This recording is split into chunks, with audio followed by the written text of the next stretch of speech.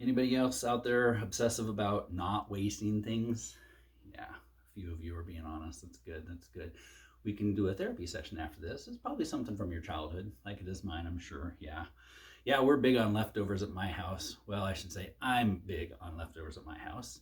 Again, probably part of my upbringing and not my wife's, but my wife does like containers. Anybody else here also buy those fancy container sets, 40-piece container set, and they're all matching and stuff like that? And I know there are some of you who went, you got that special at Target, didn't you? Right? Good sale. It all looks so cool. It's there. The pasta's stacked perfectly and all these things. Well, we bought those things too, but just the little containers, right? Either the glass bowls with the lids or the Ziploc containers. And so we got tons of those because I insist on keeping leftovers. Don't waste food, right? Now, there are some of you who just have the container, half of it's in the box still and half of it's in here, but we actually use them. I mean, I'm the kind of person that's frustrated going, where are all the Maytag container lids with the containers? How come they're not in the drawer? And my wife's like, check the refrigerator out. And so I look in the fridge, oh, there's actually a bunch of food in there already, and we're still cooking new food to put into leftover containers because we didn't eat it all, right? And so I'm the kind of person that, as my kids come along, when they get to teenagers, some of them are voracious eaters and some of them just have real difficulty. And so, they go to the fridge and they open up the double doors and they're staring at it. I'm like, you actually have to reach in and pull it out. And then there's this thing over here called the microwave. And if you just put that in there and type 130 start, it'll be amazing. Nothing looks good. It's too much work. It's like, what, do you want me to get the airplane out and go, here's the airplane, and put your food? Yeah, you're such a good kid eating your food. I mean, what do we have to do with these teenagers? I don't know what it is. But, I think as part of it is that we tried to force them to eat when they were kids, right? You got to eat everything on your plate because this is what was done to us in the 70s and the 80s, right? So I remember that one time, I think my daughter was 5 or 6 years old, and it's like, no, you're finishing your beans. And so, she's a real stubborn girl. She just sat there and just kind of his face off, and I'm just sat there for a half an hour after the rest of the family ate it, and finally it's like, eat the beans. So, she forces them in her mouth and stuff like that, and then promptly throws up on the plate, and it's like, that's the last time we're forcing you to eat your food. It's just not worth it anymore, is it? Yeah, what's funny about Ziploc containers, we have so many of them that sometimes, I also don't want to waste Ziploc containers whose lids might, they might be floating around in another drawer, another storage place somewhere. So, my wife says, get them out of here. We got a new set. And the funny thing about Ziploc company is every 2 or 3 years, have you noticed this? They change the lid design. It's the exact same 1 quart container, but it's a new lid. And so you got to go out and get the matching set all over again because you can't have mismatching sets. And so here we go, cleaning out the old ones, some of which are like 2 or 3 generations older. And my wife say, if you want to keep them, you keep them. It's like, of course, I might be using them for paint. I might use them out in the garage or something. So I take all these containers out to make room for her new containers. And I go out and it's like, where am I going to put these? Ah, yes, those old Tupperware containers. I could probably put a few of those in there. And man, I got so many Tupperware containers full of old Ziploc containers. Let's see. Oh, I got some totes down in the bottom in the basement. Let's go get some totes and put the Tupperware containers with the Ziploc containers inside of them. Yeah. It's a little obsessive. It even gets down to the place of bags. My wife and I fight about this constantly. It's like, you don't need to wash the Ziploc bags out and reuse them. You're just like my dad. Yeah, that's me. Well, I know sometimes that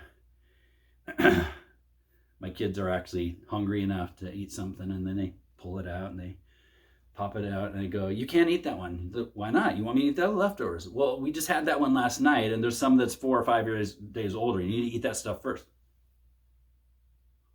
Because it'll go bad after 5 or 6 days and then we'll have to throw it out. Well, then just throw it out, Dad. We can't throw out food. It's not good to waste food. And so I finally, after years of this, I finally came up with something that kind of works for me sometimes when I think about it. And so what it'll do is it's like, okay, we've got to throw this out. No one's eating it. It's starting to grow mold on it. It's becoming a science project, right? So I take it out, I open up the garbage can, and I dish it out and I go, I'm wasting food.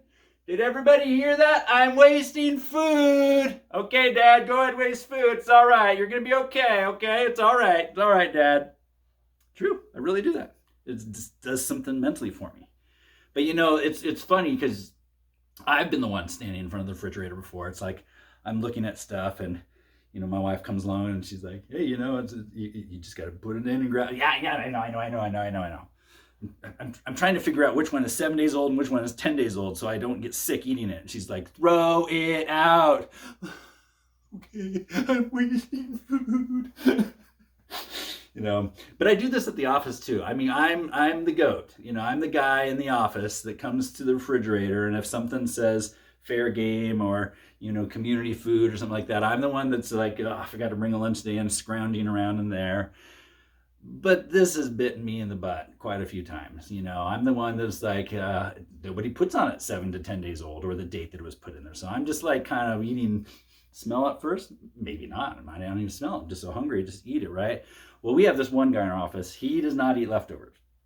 In fact, I brought in some actually good leftovers. Like it was just the night before. Maybe it was from a catering thing I had leftovers. And I offered some to him and he's like, oh, I don't eat leftovers. I go, why not? My grandparents died of botulism. Really? Both of them at the same time? Yep. Okay, I'm not offering him leftovers anymore. That's fine. Okay, that's all right. So I'm the guy that often eats the food, and I often pay for it, of course. And guys, you know who you are. You've been there with me. You're sitting on the toilet that night at 2 a.m. going, I'm never going to do that again. I'm never going to do that again. Why did I do this to myself? We just never learn our lesson. It's just, I don't know why that is, but it's just like you just do these things. And I'm beginning to pick up that some people are smarter than me at this. I was telling you about my friend. He's actually a Mormon. For those of you who don't know what that means, that's Latter-day Saints. We have a lot of them here in our state. And, they're the original preppers. They're the ones that would can their own food and fill up water jugs and put it in their basement because they believe that someday there may be some sort of apocalyptic type of a thing or civil unrest or something like that.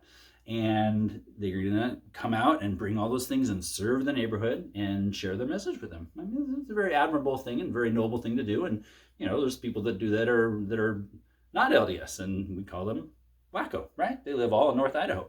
Anyway, so, this is my friend, and I thought, I wonder if his grandma and grandpa died of botulism from their own canning. And so that keeps going through my mind. And, we do have a lot of unrest. And I think about those times. I think, what happens if we get to a place where there's no running water, there's no food, and, suddenly my LDS friends are bringing stuff out, and they're like, hey, we'd like to share these canned beans with you. And I mean, the first question I'm asked is, when did your grandma die, and what of? All right, thanks very much. You have a good day.